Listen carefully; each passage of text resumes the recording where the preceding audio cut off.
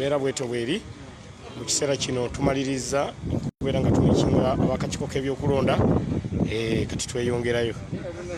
kakiiko k'ebyokulonda tumaliriza okubeera nga tukamiitinga kati embeera eddako tugenda kweyongera Mr. Update ngenda kubamba tuusaako buli kimu nga bwe kibadde abali ku the Updates online page naye okutuuyana kwa ngenda banyumiza mwenna mugenda kutya kutuuyana kubadde kungi nnyo okutuuyana kubadde kungi nnyo so embeera bwete bweri abali ku the Updates online page tumaliriza obujulizi bwonna tubugjeeyo ne tubulaga abakakiiko k'ebyokulonda buli kimu tukibalaze era ngenda kuba mbawa update yonna ewatali kubeera nga nzikiza so bwetyo bwe tuli bali ku the Updates online page sharing yitabano ngenda banyumiza okutuuyana kwendabyo ku lunaku olwaleero kutuuyana kubadde kw'amaanyi nnyo okutuuyana kubadde kw'amaanyi nnyo okutuuyana kubadde kw'amaanyi nnyo so embeera bwetyo bweri abali ku the Updates online page tufuluma mu ddakiika ntono nnyo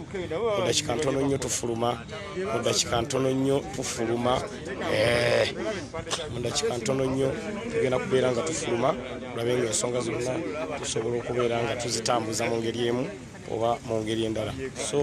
kiwedde mu ddakiika ntono nnyo tugenda kubeera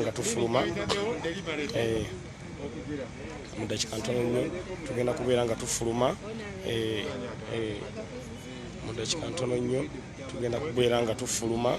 abali ku the Updates online page tugenda kuba tubabuulira buli kimu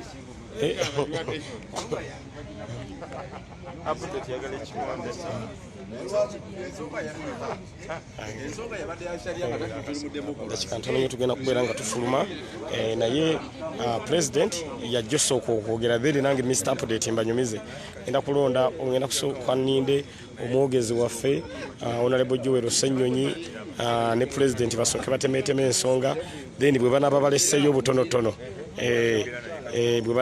obutonotono ate nze nja okubeera nga mbo batemera naye ng'okutuuyana kubadde kungi nnyo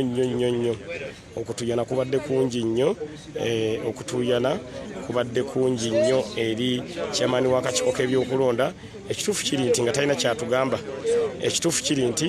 talina kyatugamba so goolo ne ziba nga zinywedde 10-0 omupiira ne guba nga gunywedde goolo 10-0 omupiira ne guba nga gunywedde goolo 10-0 sofa omupiira gunywedde goolo 10-0 sofa embeera bwetyo bwebadde abali ku the Updates online page nga twolekera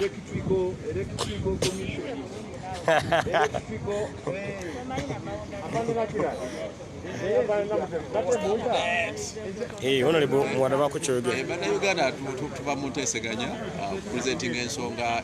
enkulu ennyo ezirimu okutyoboola eddembe ly'obuntu okutyoboola amateeka gonna ag'ebyokulonda His Excellency Kyagulanyi yakulembedde ttiimu yaffe ya NUP n'akakiiko k'ebyokulonda chairperson waako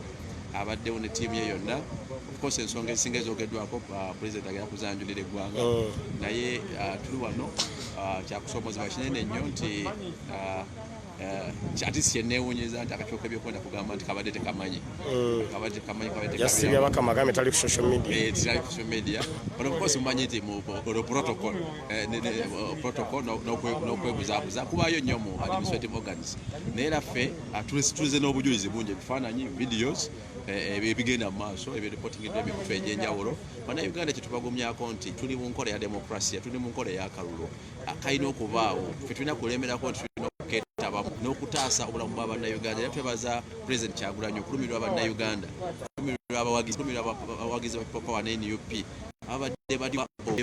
ebitongole by'okwerinda kosi nabyo bibaddemu naye nga bagenda bamala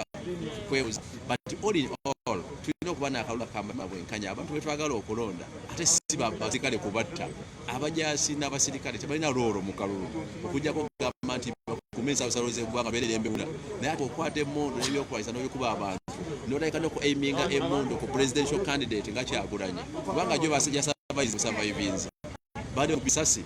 obulamu tebuzikawo tewaliyo party B kati akalulu kutubeeramu ate kakulonda ate alina ayita abantu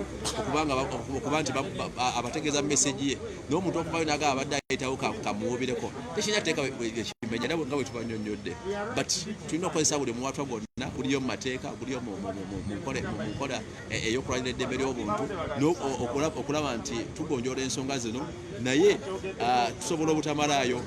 strategy zonna twakaza tusobola okutugirako sapoti za Uganda n'ezebweru yonna okulaba nga abakozi b'ebikolobero ebityoboola eddembe ly'obuntu eri okutulugunya n'okutta bannayuganda ne bamasaka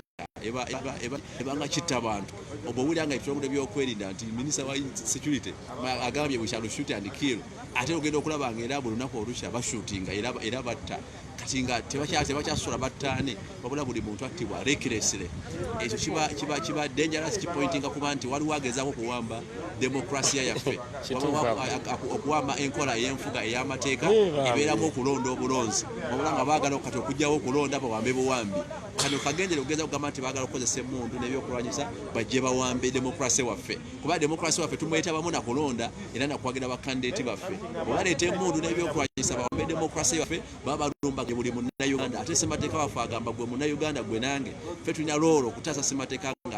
ng'atyo wadde okutemya wadde okwogera nebigenda mu maaso naye tubagamba abantu bano bebatta era be baana baabwe be bazzukulu baabwe when you keep silent olwaleero enkya bajja kutta babo ate essasi bwe balikubiddwa terisosola ntono byabakama ntono kyagulanyi kati bw'osaidinga ne nakyemalira buli w'osaidinga n'obutali bwenkanya nawe oba waddeyo abantu bo n'eggwanga lyo ne mu bannansi bannayuganda tubagumya nti nga ffe bannakyukakyuka era ffe nga ba NUP ffe nga people power ffe nga abawagizi ba His Excellency Kyagulanyi Ssentamu Robert of bannayuganda amaze okulaga obubonero nti Kyagulanyi yagenda okulayira nga president wa Uganda addako kati bino byonna ebikolewa kugeza okulaba nga bamu aiminga ati either bamutte oba bamutuuseeko obulabe of course abawagizi bo bangi bamaze okuttibwa bamaze okutuusibwako obulabe naye ate tusobola gamba tetugenda ku retractinga mu lutalo twatandika demokrasiya n'olwokwenunula ekyo yayogera ng'atandika nti bajja kuttako abamu bajja kutulugunya bajja kukola ki naye we must keep on tulina okulemerako okulaba nga